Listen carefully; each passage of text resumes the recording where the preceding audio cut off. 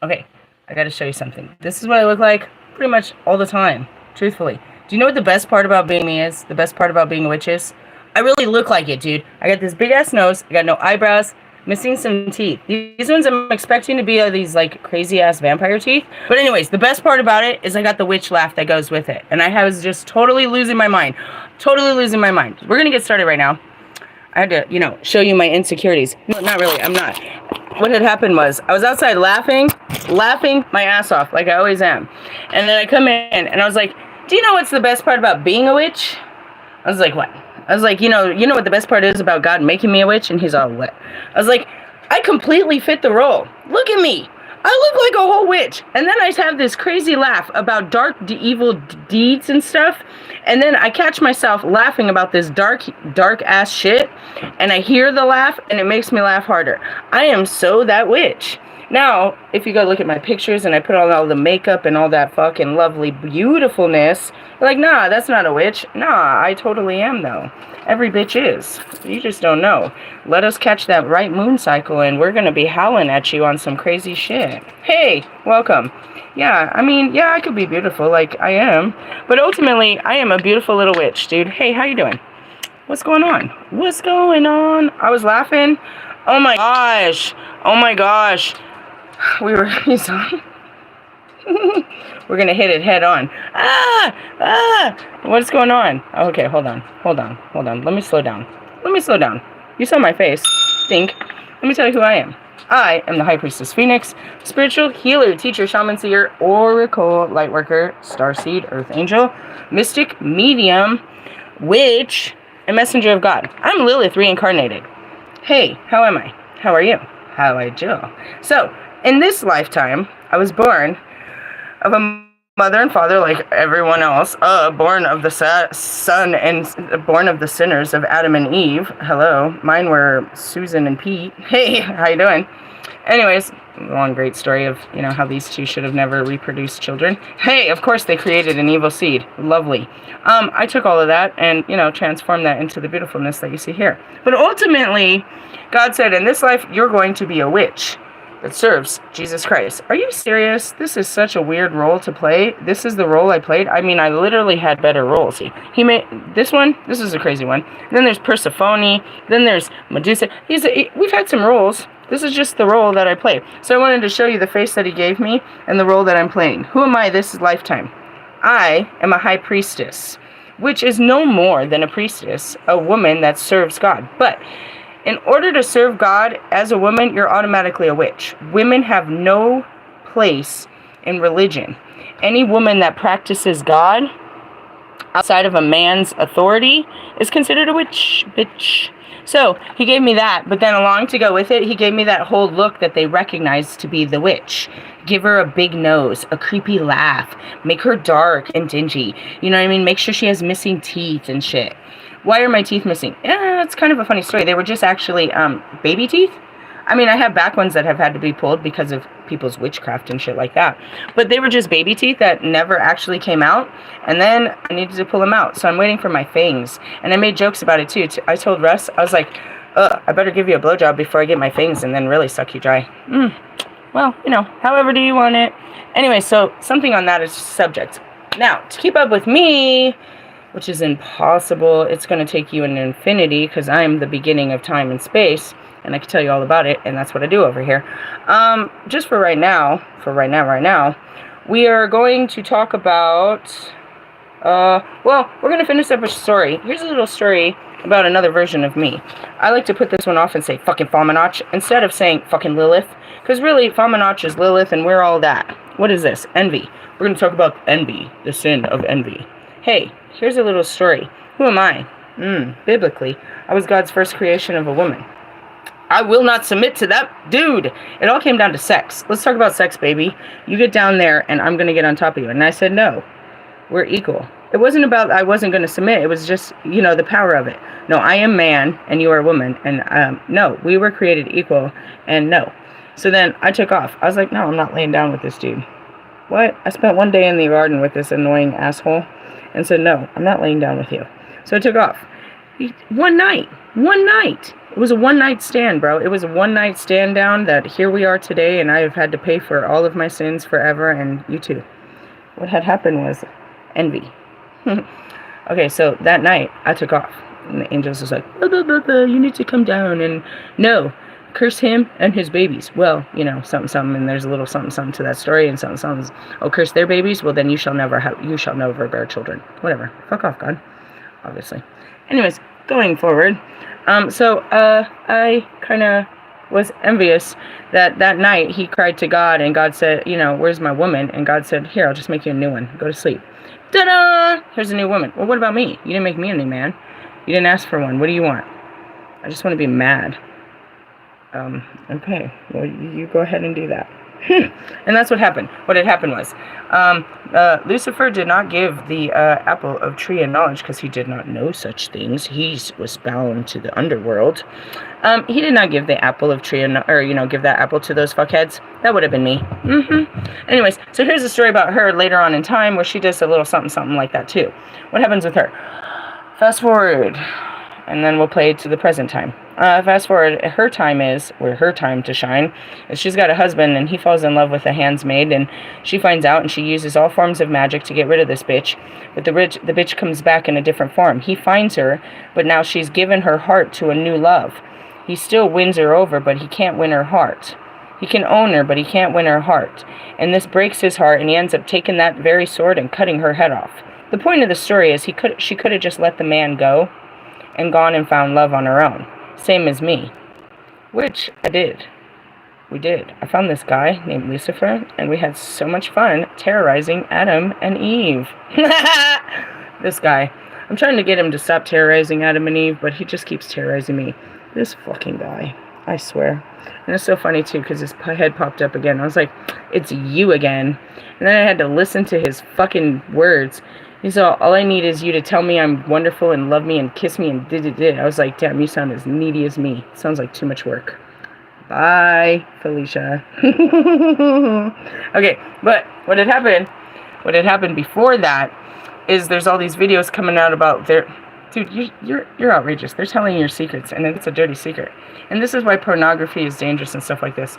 Anyways, they're talking about my other dark twin flame. There's this other guy that used kind of the same techniques. What's wrong with twin flame number this guy? He used love magic to try to bind me. He tried to keep me bound to him. It's Lucifer, dude. He tried to bind me. Tried to make me, don't leave me! Then get up out of hell and be a better angel. No, I just want to revel in people's suffering and pain. Fine, I'm out of here, Lucifer. But he just wants to, pull on my heartstrings from down there. And I'm like, no, I'm going down there in the pits of hell with you and your fucking weird family. Who's that? That would be Russ and his demon family. They have a demon label. God made it easy for us to see it, but I didn't see any of these red flags. Why? Because I came in crazy. I'm not anymore. So that's where we are. And so naturally, as we're going to go into this stuff of, our childhood traumas and dramas and knee-jerking reactions and envy, where does mine come from? Well, let's start back. Here's a little story I just had tell. That it's easy to become envious about those such as situations. And so I was talking about that. And then the videos were talking about my other twin flame that just kind of leaked out. He's leaking out. Alright, here's his deal. What's his deal? Oh, here's another great story. Here's another one. So what did Russ use? Russ tried to use magic against me, a different type of magic. And so then there's Bobby that used a totally different type of magic. And ultimately what they're trying to do is use my own powers against me in all actuality, but it will never work. You cannot. Just like Marshall cannot out-rap me. You can't outdo me, because all that creative ideas of being more powerful than God comes from me. I hated him first. I gave you the power of the gods. You don't know how to yield it. Aha! Ha ha! Alright, so calm down. Just calm down, little guy. Anyway, so here's our story. And it's all over. Here's the twin flame journey. Well, twin flame number 1. Assailant number 1. Do you know what he looked like? Yeah, he looked just like Lucifer. Beautiful. Dark hair. Fucking green eyes. Fucking can't... Dude. The whole Edward Collins thing. You're like, I think I might be. Anyways, so what happened with him? Power and control. His power was in his, was in his loins, and my power was in my loins. So we wanted to just, have flesh on flesh experience there. So anyways, the story comes out. They're trying to manifest you in. They're trying to, they're pleasing themselves to your pictures. That's where pornography becomes bad, because, ultimately it is. You're putting an image of someone else, and you're self-pleasing yourself to someone else, and you're manifesting them into your own energy and creating this reality of you and them inside of your energy. Now she says it as if it's coming anywhere towards me. Nah, bro. Again, this goes back to that movie called Seven, about the 7 deadly sins. And he's like, when you're crazy, like you clearly are, and you're like, masturbating and shit, do you ever just look up and be like, damn, I'm crazy? Bro, you're crazy. Okay? I can't hear you masturbating. I'm not thinking about you when you're masturbating. I am nowhere near you when you're masturbating. Why is that so? Because my biggest fear is touch. So even though I touched you, I don't remember. I have no memories of it. I had this awesome magical power that made you go poof. Which you can never forget, and I'll never remember. And you just want me to remember it, and you cannot forget it. But I don't need that memory, and you can live in it, but that's all you get. So anyways, she tells this story. Here's the story. And I was like, you need to stop doing that. That's bad for your health. In the sense, am I pushing myself to be sexually active with a human being? Yes, of course I am. I have to consider that, and that's one of my biggest pullbacks. Pull back the skin. Are you circumcised or not? I'm okay with this. We've already went through that. But not really. We haven't got even to the tip of the situation. Because every time you say something like that, that's what happened to Russ. He tried to get the tip in, and it constituted the whole fucking problem. So here we are today, and I'm all like, give it to me, baby, a 3 foot double header, right? I'm swinging. No, it's funny, because they're like, you're calling them in with your sexual. Yeah, I'm talking dirty, baby. Talk dirty to me. Boop, boop, boop. I am. Right? So it's funny. It's because, okay, thou shalt not tempt a good man. No, you're totally tempted. What are you going to do? What are you going to do? And why are you going to do it? What are you going to do? You're going to rape me? Bro, you can't rape the willing, number one. And I told you no. What does no mean? No means no, bro. We're talking about a man that won't take no for an answer. How far are you willing to go? Okay, I can see if you're willing to ruin your whole family, but are you really willing to do that? And that's why I was like, no, this guy's in love. This isn't lust. Nobody would do that for a piece of ass, bro. Nobody would risk it for a piece of biscuit, bro. Nobody. That's what made me crazy. I'm like, he's gotta love me. Nobody would do this. Nobody would take it. Nobody would. No. Nobody logically. Okay, so when you're crazy, what kind of crazy are you? Are you crazy for the ass? Or are you crazy? What are your intentions here? What kind of crimes are you willing to commit to get what you want? Who are you willing to hurt to get what you want? Is what I'm asking. And that's really the truth. That is crazy, right? It's crazy, because I'm listening to it on the outside. I'm like, bro, I'm going to put my hand upon your head, and in the name of Jesus, bow down. What are you talking about, bro? What happened had happened, and I had to fucking carry that cross. And I had to bear the cross and tell the whole internet what I did to you, and how wonderfully delicious it was for you, and how torturous and painful, and how this was an experience that I had to play out ever since my childhood, because it was a power that I had to use as a self-defense mechanism, and I gave it to you in a moment of love, and you lusted all over me, and then you busted it, and you turned out to be a bust. You busted your nut and busted and rolled up out of there. And, ultimately, I don't want to do that again, is what I said in my post before we got here. So then I was sitting there, and I was talking about it, and the Holy Spirit's making all kinds of jokes, and they were like, but wait a minute. Then there's the real talk. But aren't you really going to? Yeah, but if I'm going to give myself again, don't you think I want it to be for real this time? I'm not giving myself until a man's giving himself fully to me. That's what I meant. I'm not laying down with anyone but my husband. And ultimately, I was about to say something fucked up. I was like, I want it to be something new that I've never had before, but since I don't have any memories, I can't prove I was with you to begin with. Other than the shame and guilt and regret. None of the good stuff. None of the good stuff. I don't have anything to prove that I've had I think I have what is that called? Genetic proof? You know what I mean? Crime scene proof. I don't know. I can prove it. I have documents. I have receipts. But as far as the memories, no. And that's where it is. Sorry, not sorry. But going forward, am I trying? Yeah, I would try. I'm trying to be better and try to give myself this time to the right guy, and not it's because, you know, you made me feel right at the right time and I didn't know what else to give but this. Nah, bro. I'm gonna give you the fucking finger. You know who taught me that? My twin flame. Not you. Moving forward. So, I had a fun laugh about that, but then I was like, yeah, there's that guy, and I always hope for that guy, but there's always the wild card, and he knows he's the wild card. Because, you know, he always is, and I don't play these guys because I'm not playing nobody. I'm the one getting played left and right. I'm not playing anyone. I love all of them. I'm hopeful that one of them will grow a pair and love a bitch. But ultimately, they want to play games with a bitch, and they're just not going to, it's not going down. I mean, it's a great show and all, and it goes down. It really does go down, but I always win in that sense. But, you know, I'm stuck on a twin flame journey, which means I'm bound to a twin flame.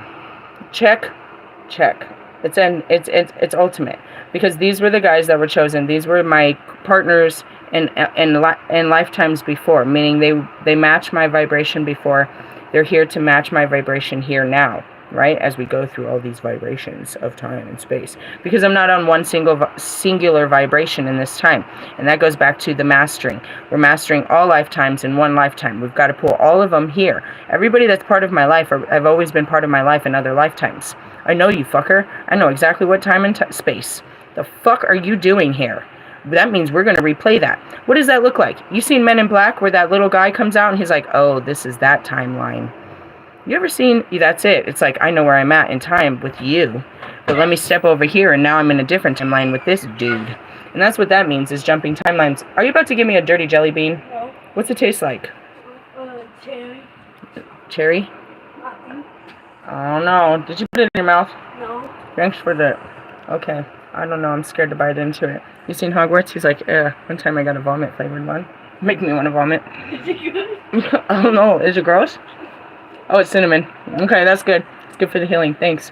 Bye. At least it wasn't vomit.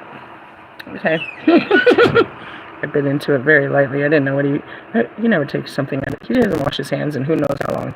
I was being nice. It's part of being a mother. Anyway, put that in my mouth. I give it to the altar. Forgive me, Lord. He may have... Just kidding. So, let's get back to the story. So there's that guy, this guy, and some others. And there's always a possibility. There's endless possibilities. But I'm stuck to these possibilities. There's limits to these possibilities. Truthfully, there's always these limits. Because you can't break into a field that you're not playing in. No new friends. No new friends. No new friends. Nope. They're all just the same hoes. So, which one's going to step up in this lifetime? I don't know. I can't see that part. I've seen all the ends of the lifetimes, and they were all, great and not so great. They were exactly what it was supposed to be for that lifetime. Great. We had a great life together. Great. What the fuck? What life are we living? All my children is what I heard. That's not even funny. So anyways, I'm talking about all this bullshit, and they're like, you're calling him in with your sexual magnetism. Right before I get to pull the book, to pull the skin back, getting all dirty with it, they're like, oh yeah, you've been offering blowjobs to Nate over there. Oh shit, the angel in the outfield. Hold on.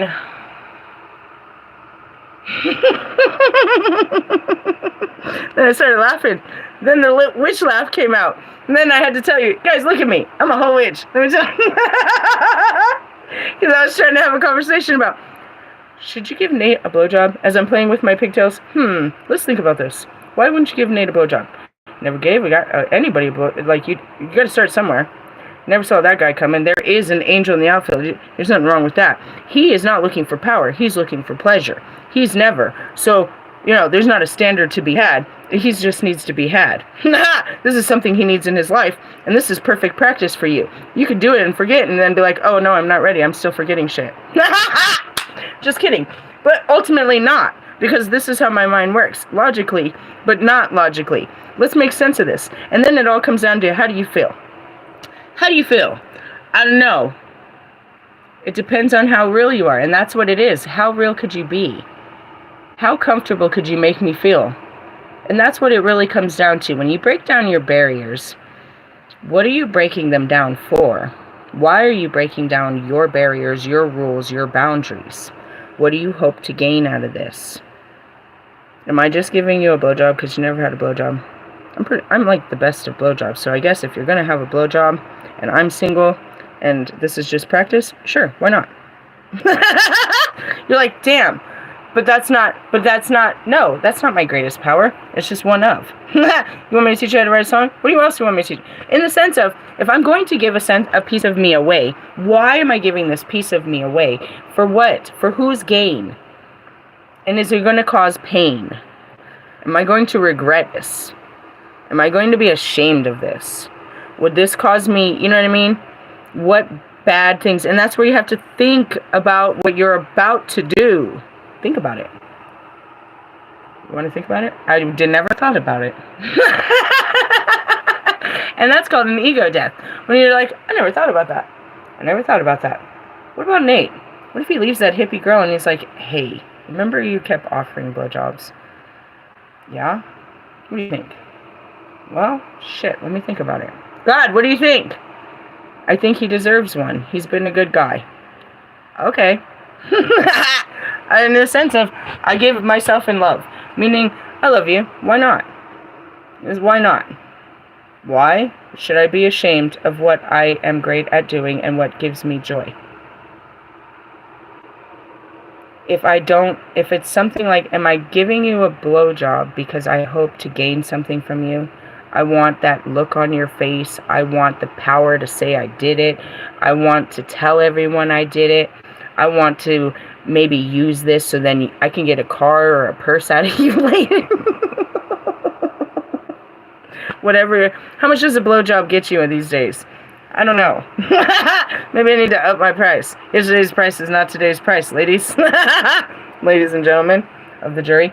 But then again, that goes back to, why buy the cow if you can get the milk for free? Maybe I just want to milk him a little bit. Stop. I'm not talking about Russ. Here we go again with this guy. Yeah, so we're all in the shadows of all this fun shit. And that's why, let me tell you who I am and what we're doing over here. Now, do any of you have shadows around of a sexual nature? Because I'm all about that nature. And I'm trying to heal those too. I'm trying to be more godly about my sexual nature and how I've used it and it's been used and abused and, confused about this. Her story is about something similar. Why didn't he love her? He just didn't, bro.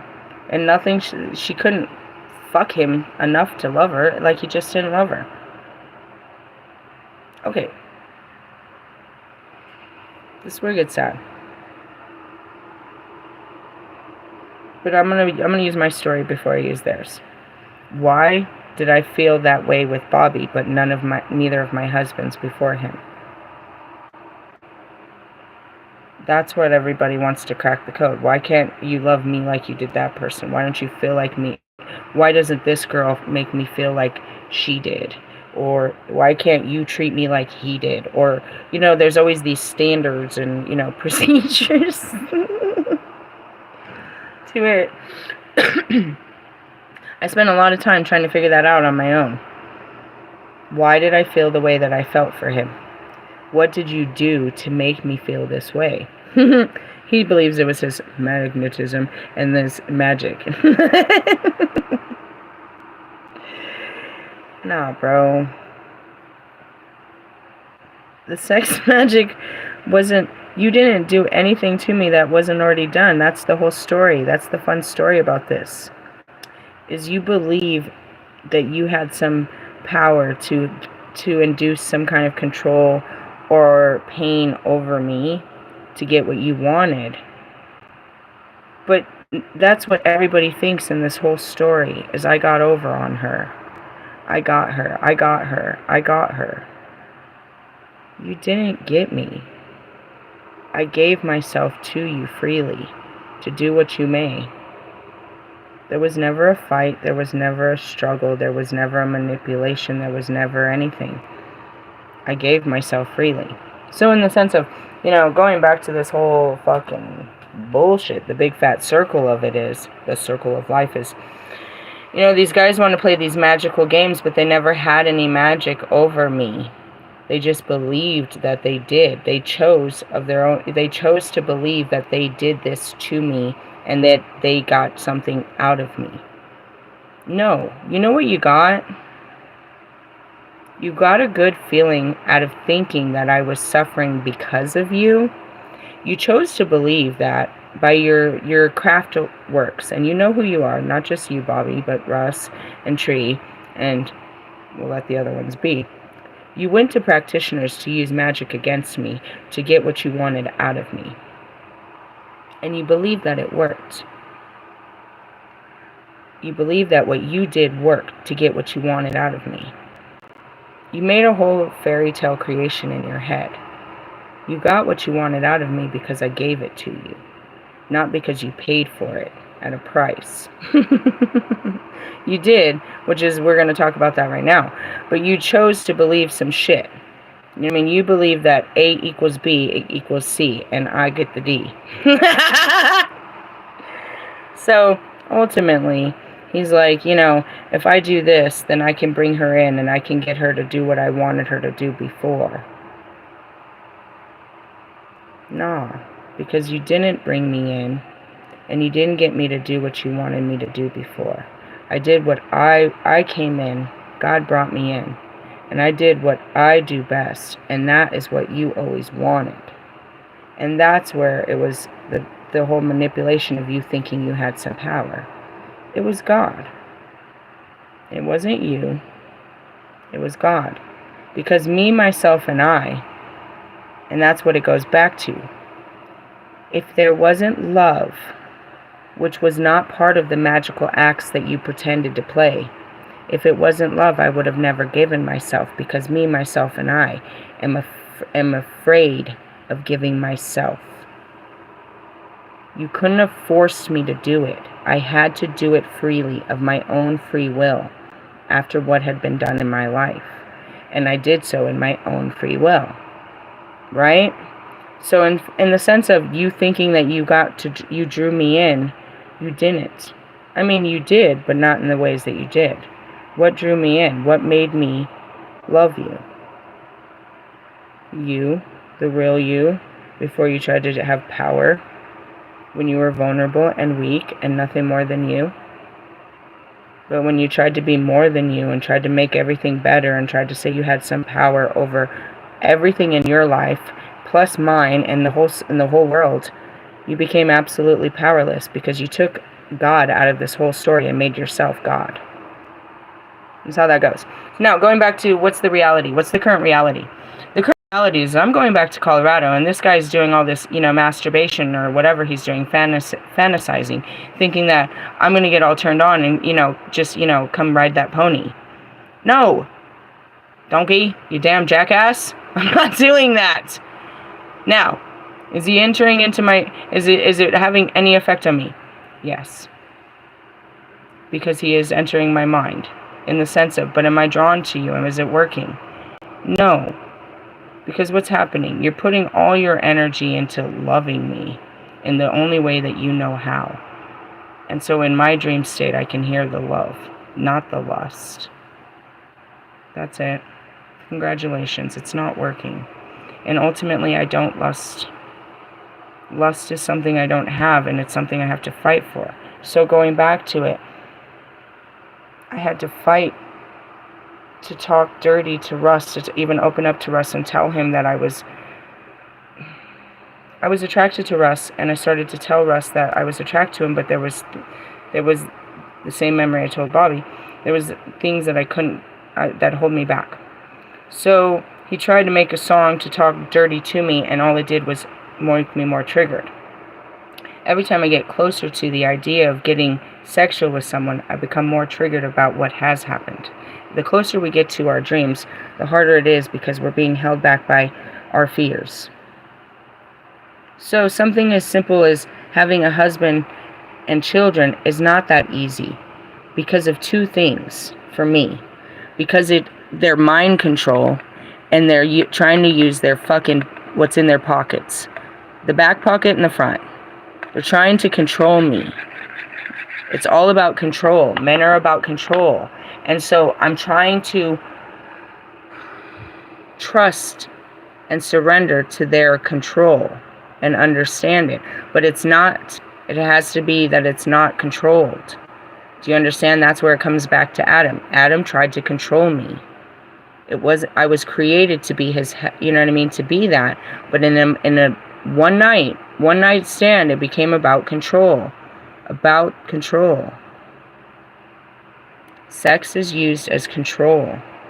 Resources are used as control. Men's position and their power is used as control. So in this sense, we've got one over here saying that he can buy me and all my dreams come true. And we got the other one that says he can give me all my, he can give me the loins and my dreams come true. He can give me that child and give me this, that, and the other. But it's not. You're trying to use it as power over yourself. You know what I mean? And that's what Russ is saying, is if I can buy this girl, then I can own this girl. And, you know what I mean? And then you got, Bobby, if I can lay with this girl, if I can, give her what feels good, then I can own this girl. You're not going to own me. You don't own me. But ultimately, yeah, I still have to fight my own troubles, and it's not you.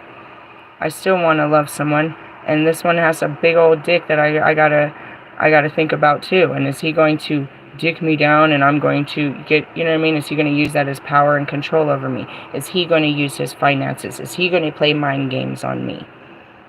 All of this, I can't get to that guy, whoever that guy may be, because I'm stuck dealing with the memories of the past. Now, we spent 30 minutes telling you my story. My story is Lilith, Fuamnach, Medusa, Hera, many, and you too. There is a dark side of us that envies, and we use our power to control others. All different ways. We're using mind control over them with our words, we're using our resources, or we're using our sexuality. And that's that power of good and evil, the power of right and wrong.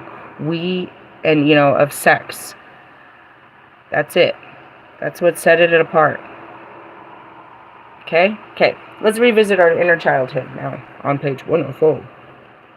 Your inner child is that beautiful innocent. And again, I went through a lot of childhood sexual abuse, but I had my first child when I was 16. By that time, I was already made to be a mother. It's not a terrible story. It happened to Marilyn Monroe as well. She had to break all societal rules. Back then, women didn't get divorced. You were bound for life.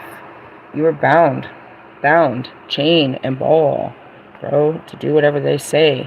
What happened in the house happened in the house, and that's how they played, bro. It's not fair. All right. Your inner child is that beautiful, innocent, creative, imaginative part of you that just wants to have fun. It's the part of you that reminds you not to take everything so seriously, to lighten up and splash in the puddles. Each one of us has an inner child, a part of us we thought we had left behind when we became adults. However, inside of you are the unhealed wounds you suffered in childhood, which your inner child still carries around.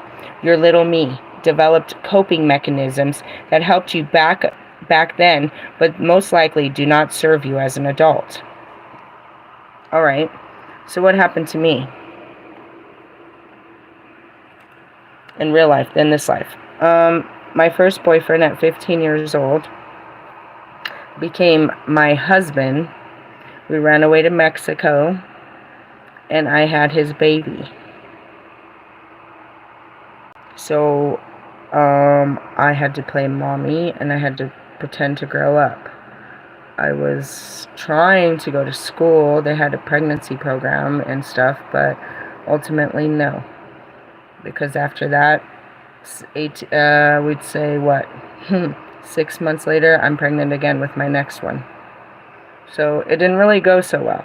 So going back to little me and developing coping mechanisms, I had none, and I was learning how to cope with trying to raise mini me's. And another person, my first baby daddy, who is exactly me.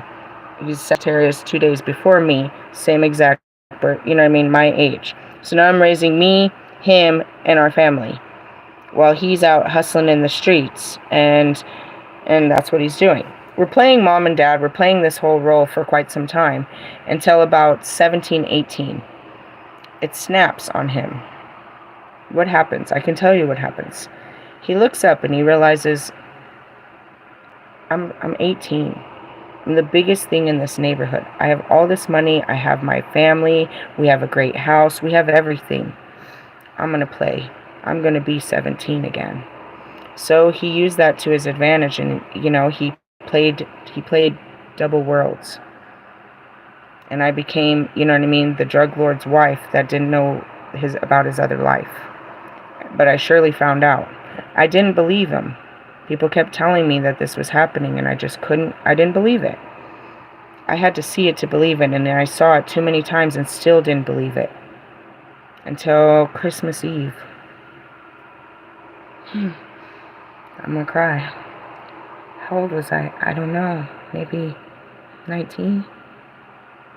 I'm in his mother's room with my child, my son. He's about 2. I gotta change his diaper. It's Christmas Eve in Mexico, so all the family's there. They celebrate Christmas on Christmas Eve. They're lighting fireworks, and everybody's passing out one gift at a time to the kids. And they're celebrating, and everybody's eating, and the music is loud, and they're taking shots, and it's a beautiful day in the neighborhood. And I go into the bathroom, or go into his mother's room to change my son's diaper. And I look up, and on her mantle is a picture of a baby that looks just like my son, but it's a little girl. And I get close, and it's my worst nightmare. It's what everybody said. He got Patricia pregnant. He has another baby. What? And I see it, and I can't believe it. I can't tell you if I acted up then. I don't know if I acted up that night, but that's when I saw it. Things just went downhill again. So, let's fast forward, and I posted a picture on my community page telling baby daddy number 2 to fuck off. And I posted a picture. It happened again. He kidnapped my daughter when I was having my son, and he brought her down here. And he had an affair with a married woman, and she got pregnant, and she had a baby. And he comes back to me, and we're going to get married. And he's got to come clean to me, because we're going through God and the church. And he tells me about this girl and what has happened. I said, it's yours? I said, I don't know. She's going to have it. And I think so. And so we call her when she's still pregnant. I'm about to get married, and she's pregnant. Flicker of the light. I always played right. I'm like, look, I want to marry this man, but I understand that this is what it is, and he wants to be an honorable man, and if you want him to be part of this, then you need to honor your side too. And she says directly to both of us, no, I'm married. I don't want any part of him in my life. No. That's not what happened later. She definitely played games with that child later. But then later, fast forward, she has a daughter that looks exactly like my fucking son. How do they do this? I have no idea. They're identical. They're identical twins. So, little me didn't have very good coping mechanisms because obviously it replayed out. Have you ever noticed patterns that replayed exactly? You keep falling in love with the same type of person. You keep getting your heart broken by the same type of person. Did you ever notice they even look the same? Did you ever notice that you actually do have a type? even though you say you don't. I never even noticed that. My daughter pointed that out to me. My type. I didn't even know I had a type. So, going back to this, your little me developed coping mechanisms that helped you back then, but most likely do not serve you as an adult. I don't know how I got here. And that's when we go back and you're like, what did you do? What were you thinking? We were little, bro. We did whatever we thought we could do to get through it. Maybe you didn't have children, maybe you were the child. You did what you thought, you did what was taught to you to get you through it. As you grew up into adulthood, you learn new coping skills, and yet you feel you aren't being listened to, or when you felt left out, abandoned, isolated, and scared. It's often your inner child who reacts in response to the things you feared or witnessed as a child. And that's it. I flare up real bad when I feel like men are trying to control me. I go berserk because they've always controlled me. You know what I mean? In most of us, there is a part of that is unhealed from emotional wounds and traumas experienced in childhood. It's not necessarily anyone's fault, as we all perceive events differently. It stems from the way the inner child feels after years of not being validated. Okay, so you imagine, as a little girl, we're raised to believe that there's a Prince Charming that's going to come and love us. It's part of the thing. I don't know if that's really a man's desire, is to have a woman in the family. But I believe we all grow up with the same desires to do such things. It's placed in us to have this. And so girls that didn't have fathers are missing that validation. But boys that don't have fathers are missing that validation as well. Okay, but there's also the thing is, I tell you, being triggered by, the masculine energy, it's because it's the lack of masculine energy that's triggering. And then being triggered by feminine energy as well. So then if you have the lack of the masculine energy in your life, and we'll go into the distorted fathers that are there too. If we have the lack of a masculine energy, that forces the mother to shift from her nurturing, mothering, divine feminine ways to now step up and become a masculine energy, which she can do. It is more conformable for a woman to step into a masculine energy and step into those roles than it is for a man to step into the feminine roles as the nurturer and the lover. It just is. But right now, that's where it's shifted, is we've all shifted into different directions. We're distorted in our energies. Now, because there's the lack of the masculine energy, we fear that which we do not know. So, I don't know who my dad is, but I fucking hate him because I don't know him. Right? We fear what we do not know. Now, why does it come out as hate? Because anger is a way to mask fear and pain. If I can be angry at you, then I won't cry about what you've done. And I did an explanation about that all this week. It's like those are my choices. I can either be angry about this, but that's just a mask to the truth is I'm powerless and I'm sad about this. So that's it. We're sad about what has happened, so we raise up and we use anger to fuel us to be what we didn't have in our lives. So, ultimately, how did it happen? Broken homes.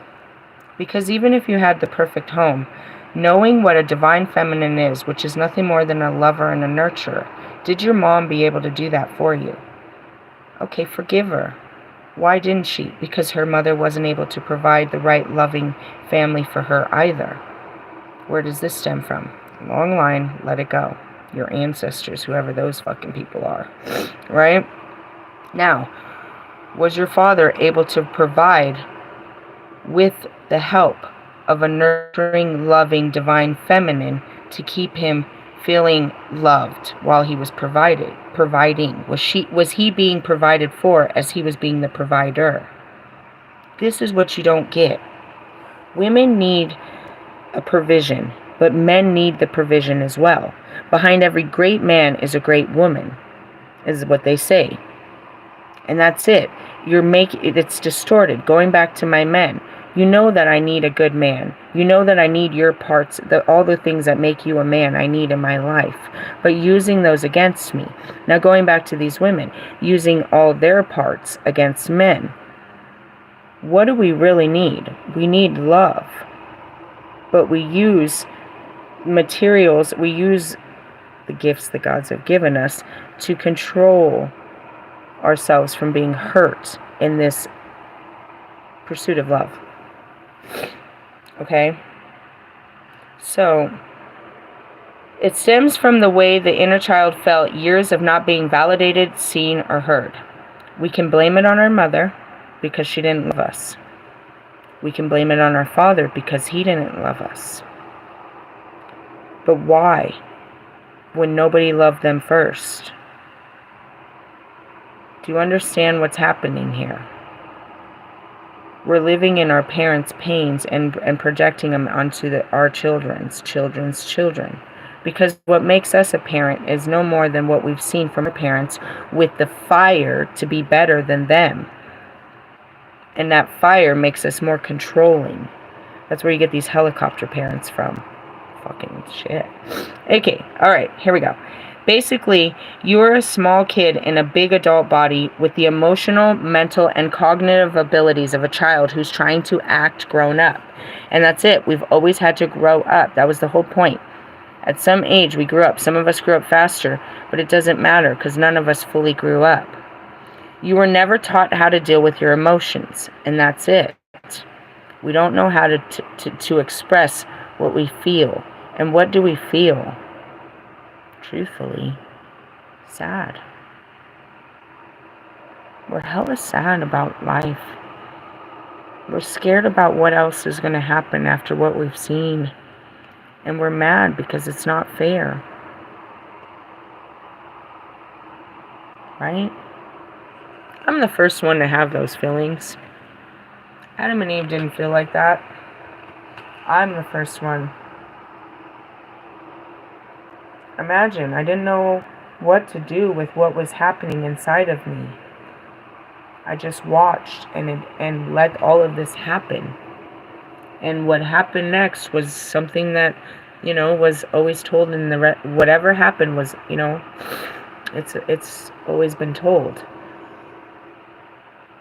My stories, as crazy as they are, they're my stories. And they were told, and here we are. You know what I mean? At the end of time, talking about what I did at the beginning of time. And how we're going to change time by just learning from our mistakes. But ultimately, they're feelings.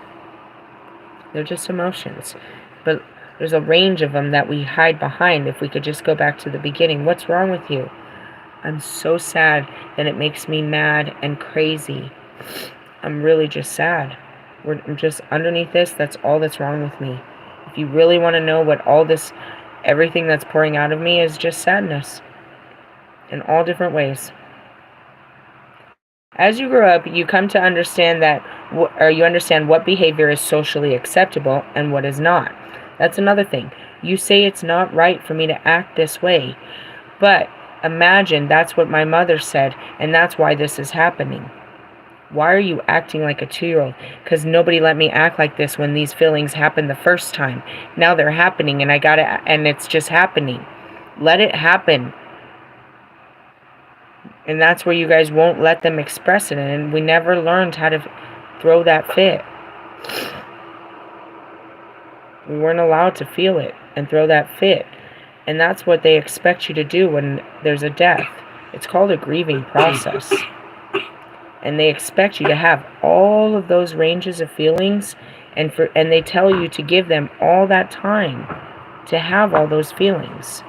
Well, in an ego death, that we call them, it is an immediate death where all of a sudden something has happened in front of you where you are now triggered into a former memory or feeling, and you're about to have all of those feelings in one moment and every moment after it until they come out of you.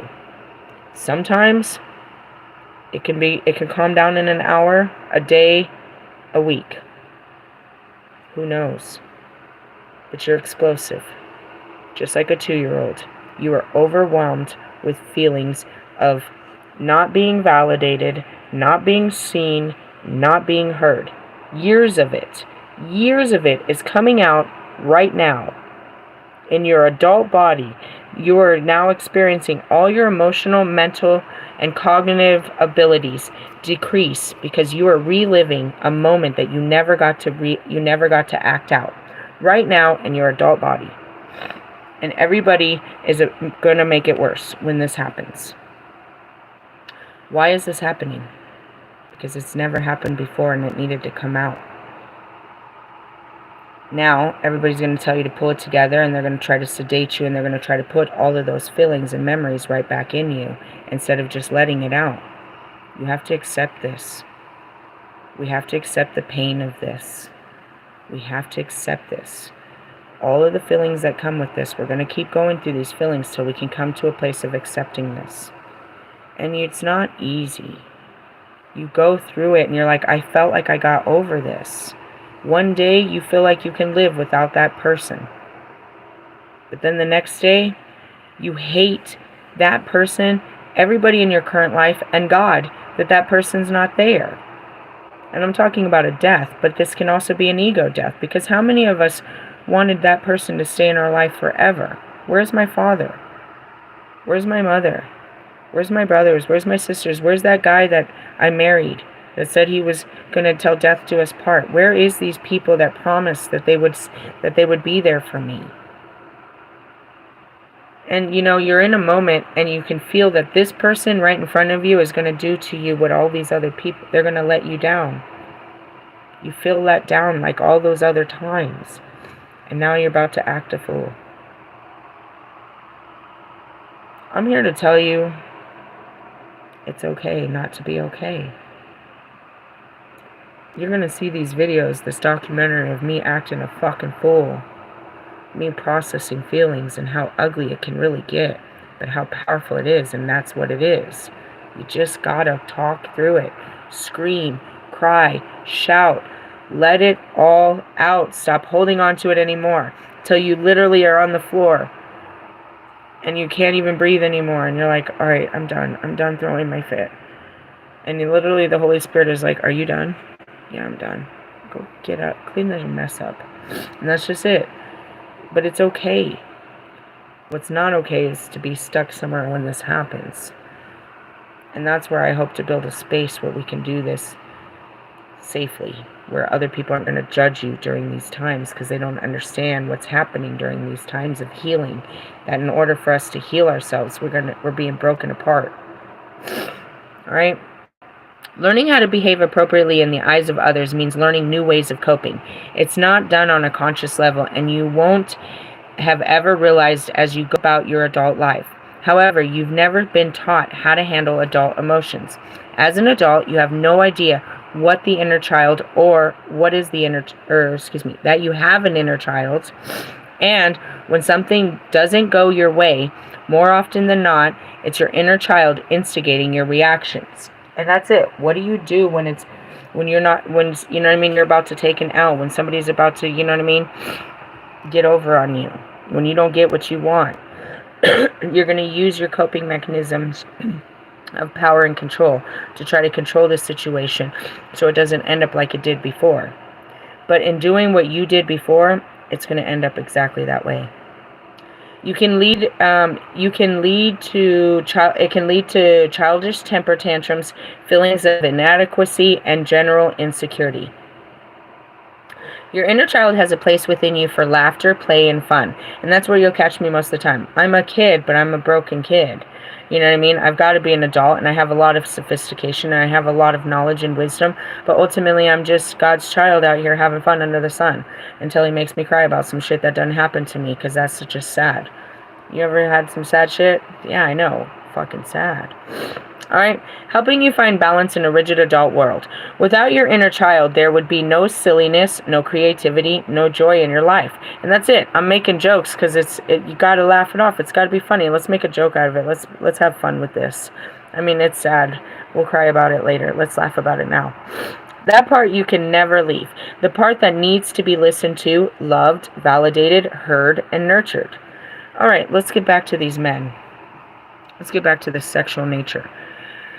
Some men and women, I'm not one because it was used against me, they feel very loved when...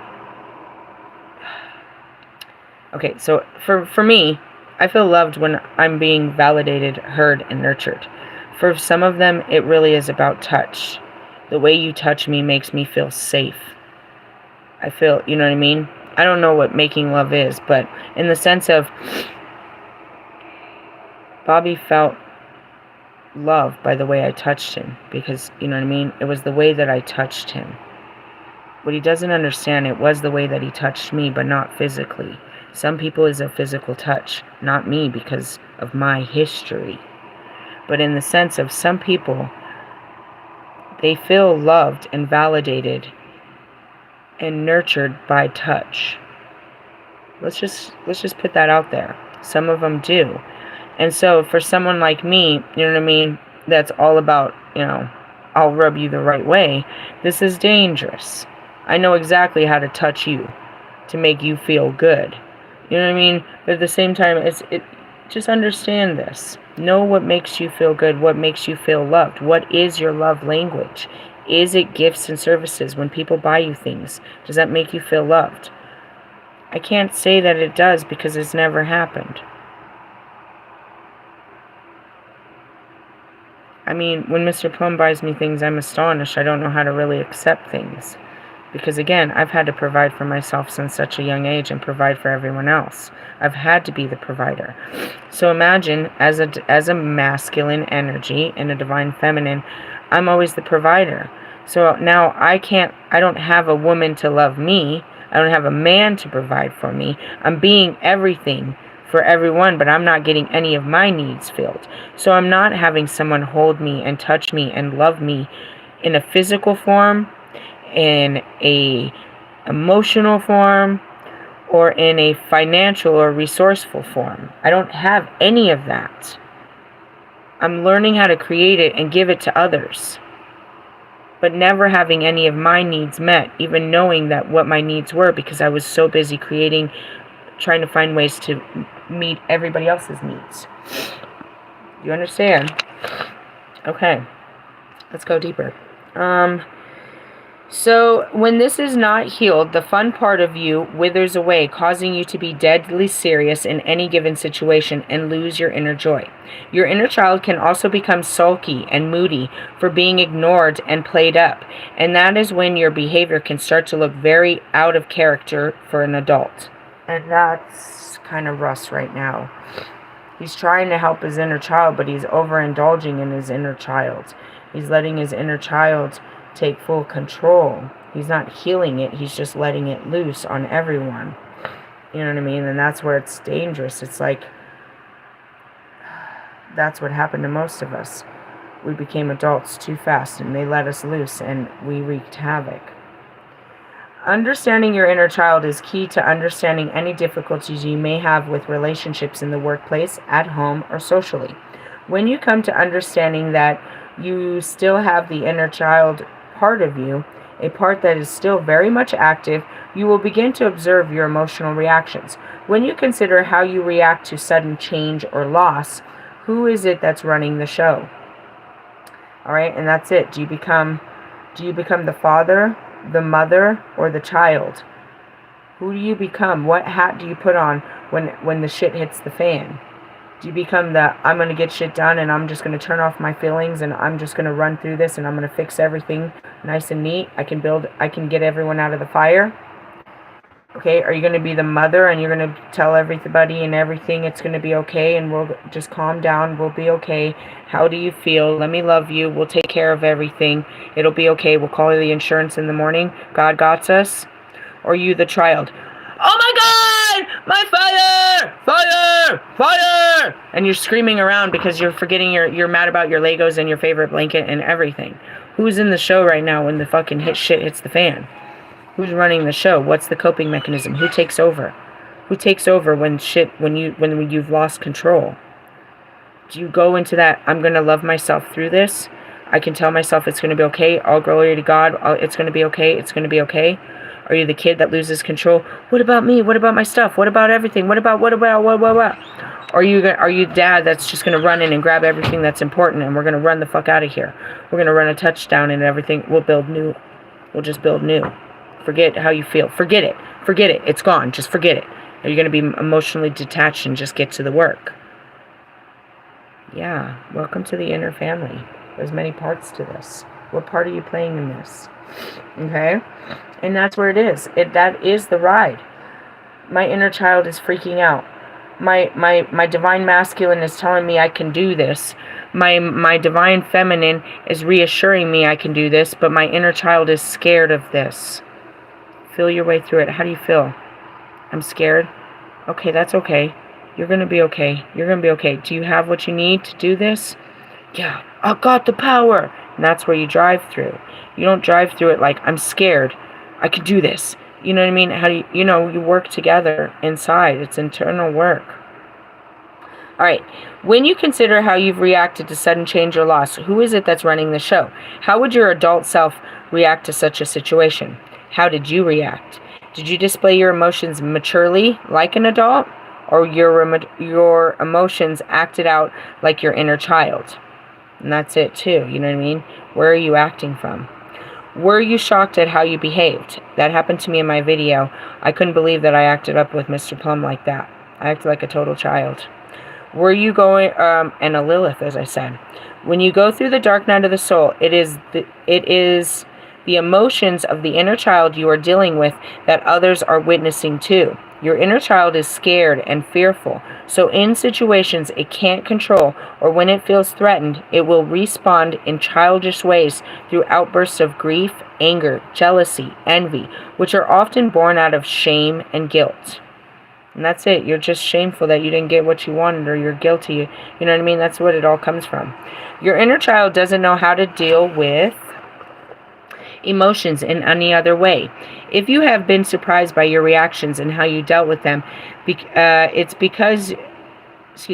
is because your frightened inner child needed to be reassured. That means there was a survival mechanism that did whatever it took to calm you down.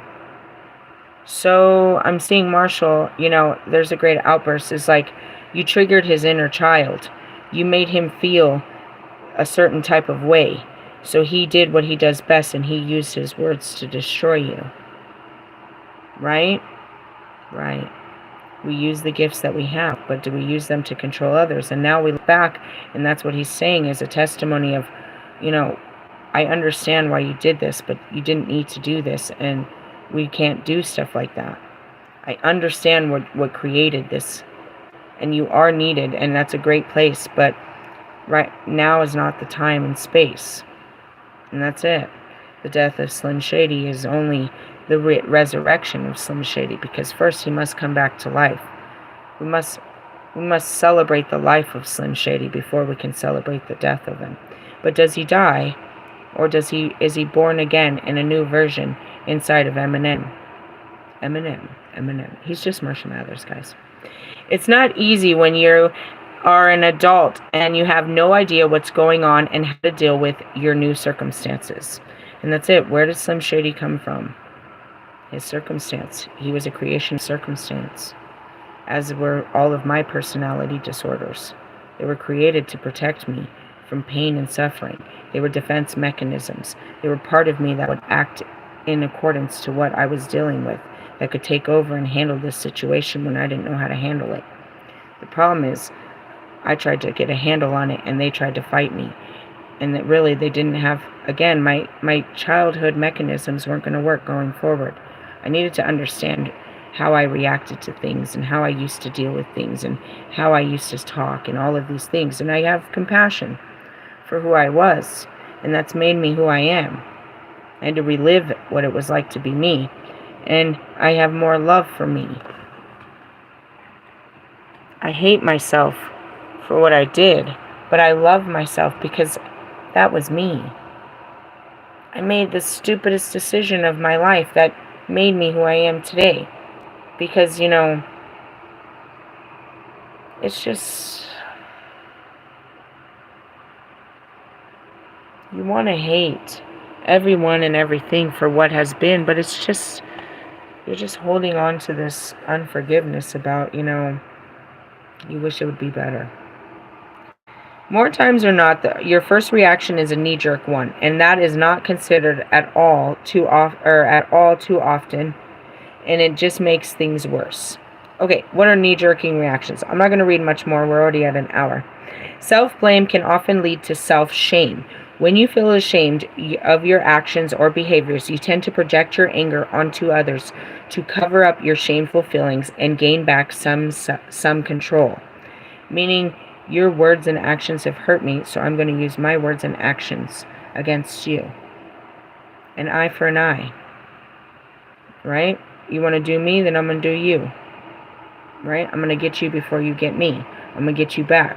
I'm going to get you back. I'm going to get you back. So really, what is it, what we're really doing? You hurt me, so I'm going to hurt you too. Go look at my story of what happened with me and Mr. Plum. We became total children. We were fighting over Jesus. My Jesus versus your Jesus. My understanding of Jesus versus your understanding of Jesus. We had a religious showdown right here. And the inner child came out. I screamed at him and I called him words like ignorant and stupid because I knew those were hurtful. And he told me to pack up and leave because he knew that was hurtful. We used what we had against each other in the name of Jesus. Many have died in the name of Jesus, so it's not a big deal. We were reborn and it brought us closer together in the name of Jesus. But ultimately it really happened. It's in my stories. What day? Monday. Go check it out. It's unbelievable. I acted such a fucking fool, and I kept acting a fool all week. I couldn't just take it. I couldn't just, it's part of the grieving process. And that comes down to my morning video today on Saturday. Why was this so hard? Because I just couldn't accept this reality. And I kept bursting out of it. It was part of it. I couldn't. It was part of it. It's just part of it. When you blame someone else and truly hold them accountable for your misfortune, resentment kicks in. You know they are at fault. So when you watch the perpetrator carry out without a care in the world, you may become very angry at them and at your situation. You may find yourself asking, why should I have to go through hell? And saying, it's not fair. Why should I suffer? How come they got away with it? Anger is completely normal, healthy human emotion. I'm going to stop there. Okay, so going back to baby daddy, how come he gets to get away with this? He's never helped us, and now all he's doing is still hurting us after all this time. How can he still get away with this? It's not fair. And all I asked was, God, just take it away. I don't want to be vengeful and hateful. I don't want to feel like this towards him. Right? So then coming back to the town, going back to anybody. I don't want to feel vengeful and hateful about what you've done. Really, it just hurts. But I had to feel that way. Because that's the true feeling that comes from pain. Is anger. And fear.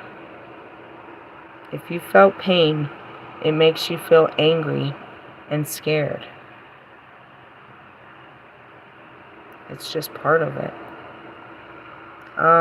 So, revisiting our inner child, I gave you some really good stuff, and really what I'm giving you is a way to release yourself and others, to let go of some of that blame on yourself and others, some of the shame about your parents, shame about yourself, shame about your lovers, shame about your neighborhoods, shame about your religion, shame about just, not being perfect. You didn't have one and done. You didn't get, you didn't get the perfect car. You didn't get the perfect career. You didn't get the perfect job. You didn't get the perfect girl. Nobody gets it right the first time, bro. Don't give up. Just get better. Words of Kobe Bryant, bro. We just don't give up. We'll get better at it. And we won't try because we didn't win. Is mostly what everyone does. I suck at that, so I'm never going to do that again. Everybody sucks the first time, and the second, and typically the third, unless you're just a natural born killer. But if you're still good at it, you want to just be better. Not better than anyone else, but better than you thought you could be. Not to show off to anyone else, just to see how good you can be. Just to see how much better you can be at something. And that's, pushing the energy. But ultimately, going back to it, it's okay not to be okay, because things are not okay. And as soon as we start accepting that we're not okay, things are not okay, and this is how we're going to deal with it, instead of not dealing with it, we can start normalizing the healing of what the healing looks like. But I can tell you, as I just described to you, that doesn't look good either. Have you ever seen a woman run up to the judge because she's just lost her, you know what I mean? She wants her justice. Have you ever seen, parents at the grave and they want their justice? Have you ever seen kids in the courtyard and they want their justice? God will make everything just. Just let him deal with that, and let's try to deal with these feelings of wanting our own justice. God is the justice system. These special victim units, which are us. You know what I mean? These crimes that have been committed against us by humanity. I did it to him first. And that's where we learn to be like that guy. You know this guy named Christ? Have you ever talked to the missionaries of of Jesus Christ? I'm not here to make you a Christian. We're all just trying to be like Christ. Because ultimately, dude, he was the best of the best. His story will tell you he could take persecution. He didn't feel such feelings towards mankind. He just was he was willing to take it in order, to show you love and light. As a priestess, that's what I strive to be, but each of us should strive to be that always. That's just the way. It's, and ultimately you didn't need to know Jesus' way, but I want to introduce you to Jesus and let you know that his way works best, because his way, we're all forgiven. We're all forgiven his way. And that's the right way. My God, I'm Old Testament. He was always just, but he made a fucking testimony out of you. He was going to definitely show fair justice for the whole world to see. You know what I mean? If you did something wrong,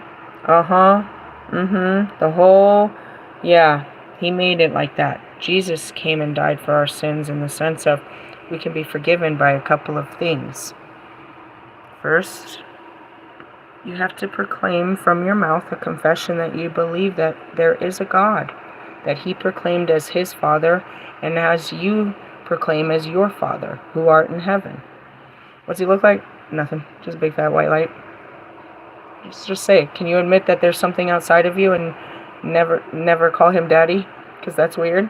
Can you accept our Father who art in heaven as your Savior through Jesus Christ? Can you speak that? That's how the Christian work. This is how this all works. Here's the magic to, accepting your blessings and the promises given to you by Jesus Christ and the God he served. These guys, they wanted a little bit more. We wanted more. All he wants is a couple things. Confess with your mouth that you believe in God, and you want God to come into your life and into your heart and to change it. Okay? Ask God to forgive you for what you've done to yourself and to others. Forgive me, Lord, for I have sinned. Forgive me of my sins. Forgive me of my transgressions. Alright?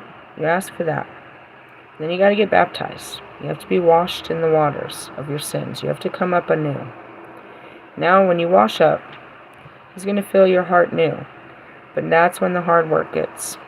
You're going to have to start following those 10 rules. Right? You're going to have to follow those 10 commandments that he said. But you're going to have to do it by walking in the Spirit with your heart. The fruits of the Spirit. Okay?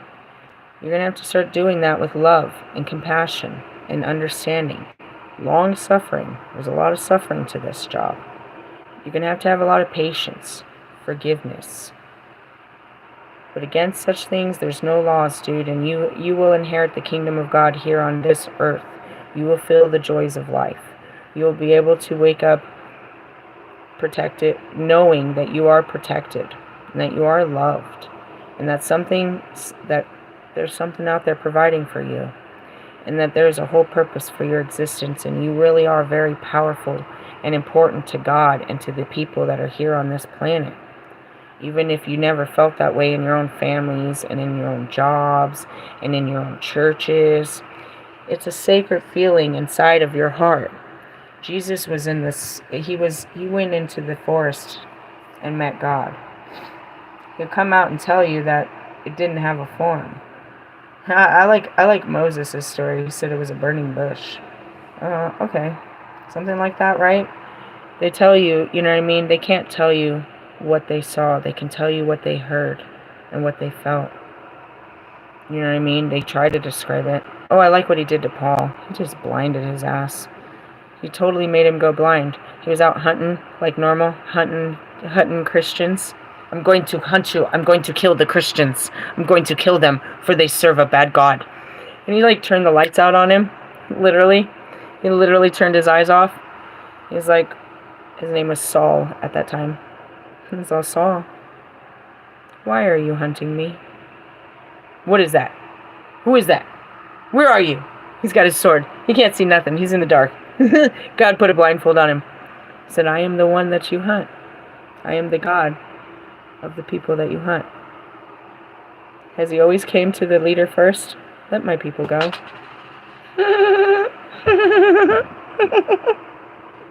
What am I doing? I'm just trying to tell you to, come on. It's time to come with me. We're going to heaven. What are you going to do? A couple rules and a lot of pain and suffering. In the sense of we just got to go do a lot of crying about the pain and suffering we've endured. Once you turn your life over to God, you don't endure more pain and suffering. You just have to overcome what you've already endured. But that's the thing is, until you turn over to God, you keep going through the pain and suffering. Why? Because you didn't give him control yet. You're still trying to be God without him.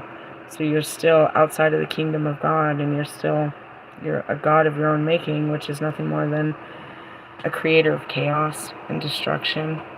It's the truth. That's all we do. We fuck shit up all day. I fucked this up real bad. Why didn't you tell me what to do? I was trying to tell you. Well, make it make sense, Holy Spirit. Why didn't I see the red flags? Did you not see them? And that's where you're like kicking yourself. Man, why didn't I see this? Because you were blinded. By what? Your love, your ambition, your desire, your survival, fear. What was pushing you to do the things? Don't be mad that you did the things. Just try to understand why you did the things. We do things. All different kinds of things. It's not what we do that makes us bad. You know what I mean? Or why we do them. What makes us bad is if we continue to do them and hurt other people, knowing that what we do hurts people and hurts ourselves. Then you're a true evil spirit. You're using, you're being a bad guy. That's bad stuff. God didn't make you to do such things. So, I love you. There's a lot of healing that needs to be done, but it's not something I can do for you. I can be there for you. I am the mother because I can love you through it. But I'm also the father. I'm going to tell you to get, alright, enough. Get your shit up. Go take a fucking shower. And, go get a girlfriend already, Allie. It's time to get a new job, Lewis. You know what I mean? Like, Russ, there's better family members out there, dude. You can totally, you can reject that family. Like, they rejected you. Like, seriously. You can choose to have better things in your life if you want. But the coping mechanisms that you've used up until this point are not going to get you into the next paradigm shift of healing. They're not going to they're only going to keep you unhealed. They work to get you here, which is you survived. But we're not trying to survive anymore. We're actually trying to live. And in order to live, we've got to feel what it feels like to live. And it comes with a really wild range of feelings. And most of them, the ones we don't like, we ask God to take, but he doesn't take it away from us because everyone has them. It's part of being alive, is those feelings. Angels don't have those feelings. Anything outside of the human experience doesn't feel like we feel. We are made up of feelings. But we can use them to, for good things. We can't fully control them. We just understand them and where they come from. And when they come in, we learn what to do when they come in. We don't always control them. I don't control myself from crying. I don't control myself from crying. I try to avoid putting myself in situations that's going to cry. You know what I mean? I don't control myself from getting angry. If I'm going to get angry, I got to get angry about this. I'm going to get angry. I'm going to lift my voice, but I'm not going to scream like I used to. I'm going to use different, what I do, but fine-tune that shit. I'm not going to turn off my feelings and not tell you that I'm afraid of you right now, and I'm afraid, and I've said that. I'm afraid of your intentions. I'm afraid of what you're going to say. I'm afraid of what's happening right now. I'm not scared to say I'm scared.